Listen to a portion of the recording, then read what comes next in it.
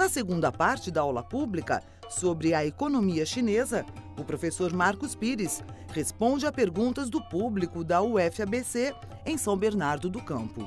Você comentou dos salários médios na China. Eu queria saber como essa desigualdade econômica se dá na China, com toda a população rural e tudo mais, se a distribuição desses ganhos que a China teve, que foram enormes nos últimos anos, eles estão sendo distribuídos ou se eles estão sendo concentrados, e como é que a China está lidando com esse problema atual? Uma das questões que foi adotada na década de 90 foi um processo de privatização e também um processo de destruição daquilo que era a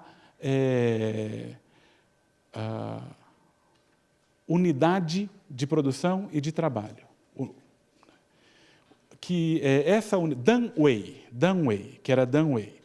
Então, você pegava a Danwei, ela oferecia, uma grande indústria oferecia o hospital, oferecia a escola, oferecia a aposentadoria, oferecia o clube, oferecia o cinema. Se você vai competir internacionalmente com todos esses custos incorporados à indústria, essa indústria não tem como competir. Então, na década de 90, retiraram aquilo que era a tigela de ferro de arroz, ou seja, que era a assistência básica, né, para os trabalhadores urbanos, porque o rural nunca teve isso.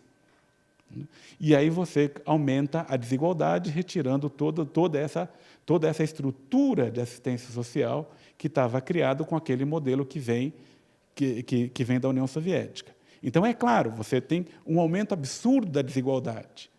Né? Você tem um aumento absurdo da desigualdade entre a própria classe trabalhadora, entre as outras classes sociais e, principalmente, com relação ao campo, já que a renda do campo é 1/3 da renda da cidade. No modelo, né, o novo normal, a perspectiva é diminuir o gap, é de você estreitar, né, diminuir a desigualdade social, recriar o sistema, o estado de bem-estar social, né, aumentar a renda no campo, cortar impostos, né, para os trabalhadores ou para os produtores agrícolas, né, no sentido de diminuir a desigualdade. Porque é uma questão importante. Né? Hoje, né, aquele motor, né, só um minutinho a mais, mas só para uma questão interessante. No momento em que o trem está avançando rapidamente, em que a economia está crescendo, né, todo mundo que está no trem está ganhando. Volta para aquela lógica para o Brasil.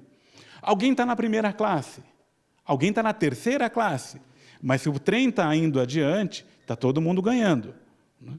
Agora, no momento em que o trem não vai na mesma velocidade, no momento em que você tem uma desigualdade que até então foi crescente, né? Se você não reverter isso, você tem problemas de ter sublevação dentro desse trem. Vendo a importância que o Brasil teve, a China teve, também o Brasil devido às questões de mercado e dimensionais, demográficas, que entre China e Brasil, durante a metade da primeira década dos anos 2000, após o golpe, um governo que tenta se orientar, ele vai quebrar com uma política externa mais ecumênica, mais multilateral, que vai buscar mais lados, que teve essa relação mais intrínseca com a China, ele vai se voltar para uma política externa mais voltada ao alinhamento dos Estados Unidos, e vendo a diferença que os dois governos, o Dilma e agora o Temer, ele dá a importância ao BRICS. Essa quebra, essa diferença, ela tem significado suficiente para a China para existir uma reorientação estratégica, para existir um impacto que vai causar uma diferença de fato? Países não têm amigos. Países têm interesse. Então, se a gente olhasse historicamente, né, uma ruptura muito mais dura, muito mais feia do que o golpe perpetrado esse ano no Brasil, foi o golpe do Pinochet em 1973 no Chile. Aí, né, lembrando que o governo Allende, depois do governo de Cuba, foi o primeiro governo da América do Sul a reconhecer a República Popular da China. Ou seja, o primeiro amigo da China na América do Sul foi Salvador Allende. Aí a pergunta, a China rompeu relações diplomáticas com o Chile do Pinochet? Não. A União Soviética rompeu. Aí você vai pegar, mesmo em eliminatórias de Copa do Mundo, quem iria jogar com o Chile não foi jogar. Então, esse é um detalhe importante, né? O que a China quis demonstrar em 71 ao não romper relações diplomáticas com o governo assassino do Pinochet?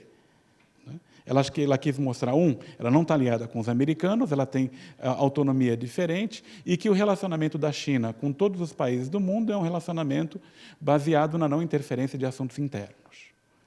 Então, eu pego esse exemplo extremo para voltar à relação como está hoje. Então, se você observa, no meio de toda a convulsão que foi 2015, o primeiro semestre de 2016, nesse intervalo, as estatais chinesas compraram Ilha Solteira e Jupiá. Ou seja, compraram a terceira maior planta geradora de energia hidrelétrica do Brasil. Em junho, né, depois que a Dilma foi deposta de fato, eles compraram o 23% do controle da CPFL. Todo o controle que a Camargo Corrêa tinha na CPFL, eles compraram. Aí você vai observar na reunião que teve entre o Xi Jinping e o Michel Temer, por ocasião da reunião do G20 em Hangzhou. Eles tiveram uma reunião, a China colocando que não fazem interferência, que querem continuar, né, estreitando os laços políticos, os laços econômicos, e a China continua colocando dinheiro na América Latina e no Brasil. Então, essa é uma questão interessante, né? Mesmo o Michel Temer, né? O Michel Temer ele foi o coordenador da parte brasileira da COSBAN. Então, ele já tinha certa proximidade também com os chineses. E, do ponto de vista prático, né, os chineses vão continuar tendo relacionamento. Por quê?